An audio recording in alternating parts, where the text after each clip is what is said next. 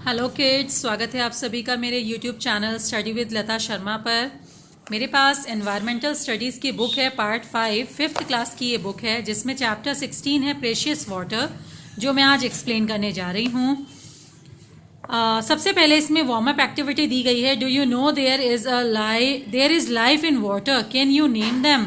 आपको पता है कि पानी के अंदर भी जीवन है, क्या आप इन पिक्चर्स को देखकर इनका नाम बता सकते हैं? तो बेटा इसमें आप अपने पेरेंट्स की, अपने फैमिली मेम्बर्स की हेल्प लेकर, या फिर आप चाहें तो गूगल से भी हेल्प ले सकते हैं और इस एक्टिविटी को कंप्लीट करेंगे अपनी बुक में। ठीक है, आइए चैप्टर आगे स्टार्ट करते हैं। Water is one of the common substance around us. पानी हमारे आसपास पाया जाने वाला एक बहुत ही कॉमन, सामान्य सा स्रोत है।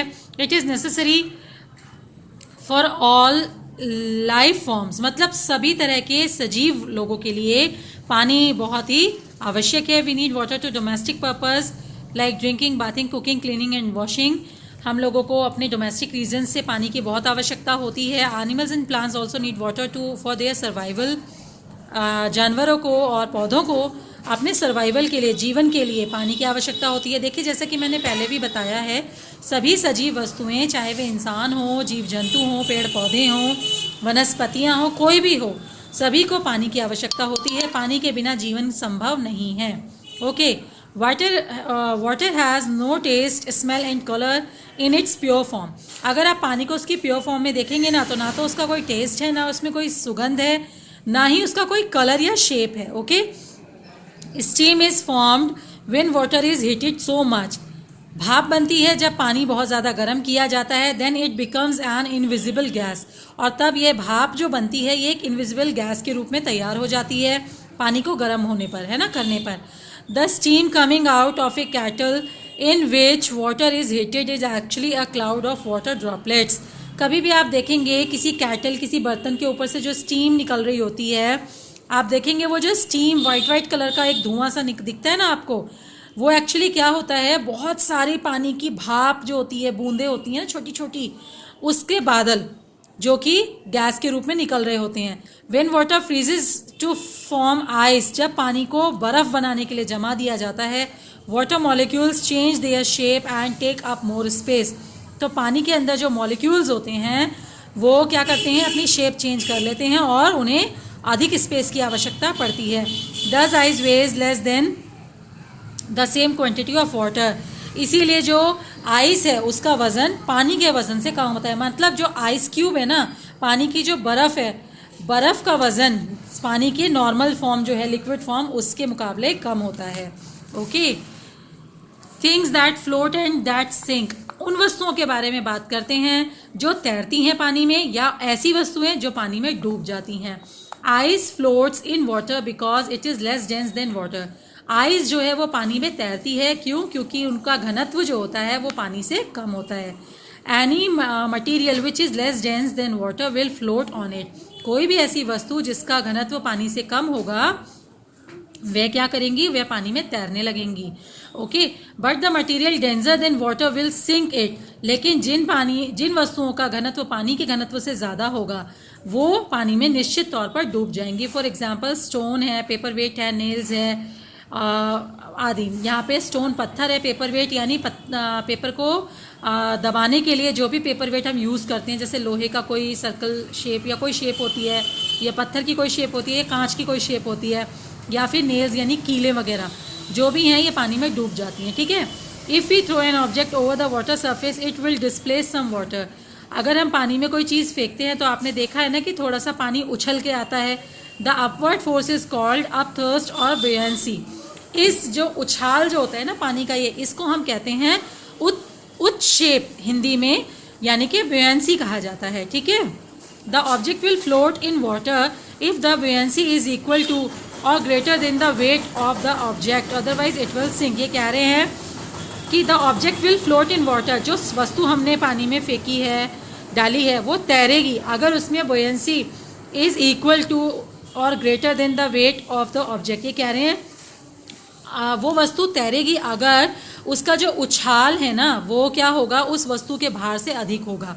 ठीक है, यानी पानी का वज़न वहाँ ज़्यादा कहलाएगा और उस वस्तु का वज़न वहाँ कम हो जाएगा। ठीक है, अदरवाइज इट विल सिंक। लेकिन अगर उस वस्तु का वजन ज़्यादा है, वजन इन द सेंस कि उसमें डेंसिटी ज़्यादा है, तो वह डूब जाएगी। सुपर फ्लोटर्स क्या होते हैं? Polystyrene is a soft and light weight material. Density of polystyrene is much lower than the density of water. Polystyrene क्या होता है बच्चों? यहाँ पिक्चर में आपको दिखाया है, थर्मोकोल जिसे आप कहते हो ना, उसे पॉलिस्टीरीन कहा जाता है। ठीक है, पॉलिस्टीरीन एक लाइट वेट मटेरियल है, बहुत हल्के वजन वाला मटेरियल है, और इसमें जो डेंसिटी है वो इतनी कम होती है कि ये पानी में डूबता ही नहीं, ये पानी में तैरता है। This it is use to make swimming tubes, इसीलिए इसका इस्तेमाल स्विमिंग ट्यूब्स बनाने के लिए किया जाता है। People learning to swim can be use these tubes to float and save themself from drowning in water. तो जो तैरना सीखते हैं वो लोग क्या करते हैं, इन ट्यूब्स को कैरी करते हैं ताकि वे पानी में डूबने से बच जाए और स्विमिंग सीख सकें, है ना। मेजरिंग लिक्विड को मेज़र करना। Liquid are kept in container like jar, bucket, vessels, tanks. Liquid हमेशा कंटेनर्स में रखा जाता है। Volume is the amount of space occupied by water in the container. और वॉल्यूम इज़ द अमाउंट, मतलब volume is the amount, volume कहते हैं ना, वॉल्यूम को हिंदी में कैसे बताऊंगी? Volume is the amount of space occupied, मतलब किसी कंटेनर में आपने लिक्विड कोई मटेरियल रखा, पानी रखा या जूस रखा या ऑयल रखा, कुछ भी रखा, ठीक है, तो वो जो स्पेस ऑक्यूपाइड करेगा ना, उससे हम उसका वॉल्यूम निकालते हैं कि ½ लीटर है कि ज़्यादा है कि कम है ना। The volume of a liquid can be measured by using various type of measuring jars and cylinders. The volume of a liquid is measured in litre and millilitre. तो जो वॉल्यूम निकलता है पानी का वो हम कैसे बताते हैं? मीटर्स और लीटर्स में बताते हैं कि मतलब ½ लीटर तेल है या ½ लीटर पानी है ना। वो हम कैसे आइडिया ले पाते हैं? जब हम उस कंटेनर में पानी को भरा हुआ देखते हैं तो उसकी जो स्पेस ऑक्यूपाइड उसने किया है उससे हम आइडिया लगाते हैं कि ये कितना, मतलब जितनी जगह उसने घेरी है उससे। मान लीजिए हमारे पास 1 लीटर की बोतल है, उसमें हमने पानी या जूस कुछ लिक्विड डाला और आधा ही उसको फिल किया, तो हमें पता है ना 1 लीटर की बोतल है, आधी भर गई है, यानी ½ लीटर के करीब वो लिक्विड उसमें है ना, और ½ लीटर खाली है। ये तो आप सबको पता ही होगा कि लिक्विड को हमेशा लीटर्स और मिलीलीटर्स में ही नापा जाता है। 1 litre is equal to 1000 millilitres. Okay, measuring devices of liquid are 2 types. Measuring device जो होते हैं वो 2 तरह के होते हैं। लिक्विड को नापने के जो यंत्र होते हैं 2 तरह के होते हैं। Some devices measures only a fixed volume of a liquid. They come in different capacity such as 100 ml, 200 ml, 500 ml। मतलब आपने देखा होगा कि कुछ जो मेजरिंग इक्विपमेंट्स आते हैं वो बिल्कुल फिक्स अमाउंट वाले होते हैं कि ये इतनी ही चीज़ को तोल सकते हैं। जैसे कि आप एक दूधिये को देखेंगे, दूध देने वाले को, उसके पास 200 ग्राम का भी एक क्या बोलते हैं उसको, एक बर्तन होता है दूध देने के लिए। उसके पास ½ किलो का भी होता है, उसके पास 1 किलो का भी होता है ना। तो वो क्या है, वो फिक्स क्वांटिटी नापने वाले उनके इक्विपमेंट्स हैं। ओके, और ये कह रहे हैं the volume of liquid like milk और kerosene are measured with the help of these devices. आपने देखा होगा दूध या मिट्टी का तेल आप लेने जाओ तो इन डिवाइसेस से तोल कर दिया जाता है। Some devices measure the desired volume of a liquid. These devices are usually made of transparent glass and have marking। और दूसरे डिवाइस जो होते हैं वो काफ़ी बड़े भी हो सकते हैं, छोटे भी हो सकते हैं, मगर उन पे क्या होता है, वॉल्यूम के अकॉर्डिंग मार्क्स बने होते हैं कि 50 ml, 100 ml, 250 ml, 500 ml, इस तरीके से। तो उन मार्क्स के अकॉर्डिंग हम उसमें लिक्विड को भर के नाप सकते हैं कि कितना है ना। These measuring devices are made of glass। ज़्यादातर ये डिवाइसेस जो हैं वो ग्लास के बने होते हैं, तभी इसमें ट्रांसपेरेंसी होगी और हम अंदर बाहर देख पाएंगे।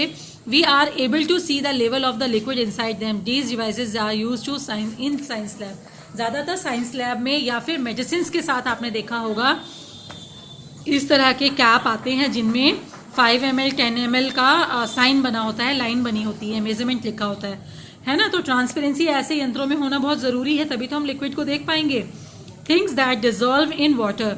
Water is also referred to as universal solvent as it can dissolve many thing in it. पानी को यूनिवर्सल सॉल्वेंट कहा गया है, मतलब संसार में इतना ज़्यादा घुलनशील और कुछ भी नहीं है जितना कि पानी। इसमें बहुत सी चीज़ें हैं जो घुल जाती हैं। When a solid is completely mixed in a liquid, it is said to have dissolved in the liquid. For example, salt and sugar dissolve in water। जब भी कोई सॉलिड पानी में पूरी तरह से घुल जाता है तो उसे घुलनशील यानी सॉल्युएबल कहते हैं। और आप देखेंगे कि नमक और चीनी सबसे ज़्यादा सॉल्यूबल हैं क्योंकि ये पानी में पूरे तरीके से घुल जाते हैं।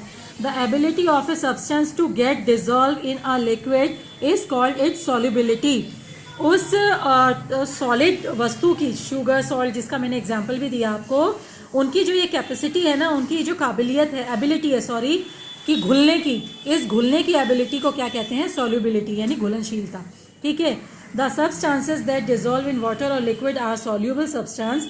For example sugar is soluble in water. ये जो सब्सटेंसेस हैं ये पानी में पूरी तरीके से घुल जाते हैं, इसीलिए इन्हें सॉल्यूबल कहा जाता है। ओके, एग्जाम्पल है sugar and salt. The substances that do not dissolve in water और लिक्विड आर कॉल्ड इनसॉल्यूबल। ऐसे सब्सटेंसेस, ऐसे कण या ऐसी वस्तुएं जो पानी में पूर्णतः नहीं घुलती हैं, उन्हें इनसॉल्यूबल कहा जाता है, जो पानी में घुल नहीं पाते, जैसे कि वुड, स्टोन, वैक्स, ये सभी एग्जाम्पल हैं इनसॉल्यूबल सब्सटेंसेस के। Liquids that dissolve in water are called miscible liquid. Milk and ink are miscible. Miscible उन लिक्विड फॉर्म्स को कहा जाता है जो पानी में इस तरह से घुलती हैं कि ये पानी का कलर भी चेंज कर देती हैं, है ना। Liquid that do not dissolve in water are called immiscible. ऐसे लिक्विड्स जो पानी में नहीं घुलते उन्हें इमिसिबल कहा जाता है, जैसे कि ऑयल। ऑयल एक ऐसा एग्जाम्पल है इमिसिबल प्रोडक्ट का, इमिसिबल लिक्विड का, जो पानी में नहीं घुलता। आप देखेंगे पानी में कभी भी ऑयल की 1-2 ड्रॉप डालकर देखिए, ऑयल अलग से ड्रॉप के रूप में तैरता हुआ नजर आएगा, पानी के साथ मिक्स नहीं होता। Water is called a universal solvent because it can dissolve most solid, liquid and gases. पानी को यूनिवर्सल सॉल्वेंट इसलिए कहा गया है क्योंकि इसमें ज़्यादातर सॉलिड, लिक्विड और गैस घुल जाती हैं। Things dissolve faster if we stir the water और हीट द वाटर। चीज़ें जो इसमें घुलती हैं वो और अधिक जल्दी से घुल जाएंगी अगर हम उन्हें स्टर करें या फिर हम उन्हें गर्म करें। देखिए, अगर आप चाय बना रहे हो तो चीनी गलाने के लिए आप उसे गर्म करने के लिए रखते हो, तभी चीनी घुलती है जल्दी से। अगर आप शिकंजी बनाते हो तो आप चीनी को पानी में डाल के स्टर करते हो, चम्मच से घुमाते हो, तब वो घुलती है। ठीक है ना। Water dissolves many substances in it. पानी में बहुत से सब्सटेंसेज हैं जो घुल जाते हैं। Due to this quality the water faces a threat because most of it is getting polluted. We must keep water clean as it is very precious. पानी में ये काबिलियत है कि वह हर किसी चीज़ को अपने अंदर घोलने की क्षमता रखता है। यही उसके लिए बहुत बड़ी समस्या भी बन गई है। क्यों? क्योंकि पानी में जिस तरह से नमक और चीनी बहुत जल्दी घुल जाते हैं, उसी तरह से पॉल्यूटेंट्स भी बहुत जल्दी घुल जाते हैं जो पानी को पॉल्यूटेड कर देते हैं। हमें हमेशा पानी को साफ बनाए रखने के प्रयास करते रहने चाहिए। Life in water, plants and animals that live in water are called aquatic animals और एक्वेटिक प्लांट्स। जो पानी में पलते हैं जीव या पौधे, उन्हें एक्वेटिक प्लांट्स और एनिमल्स कहा जाता है। Aqua means water.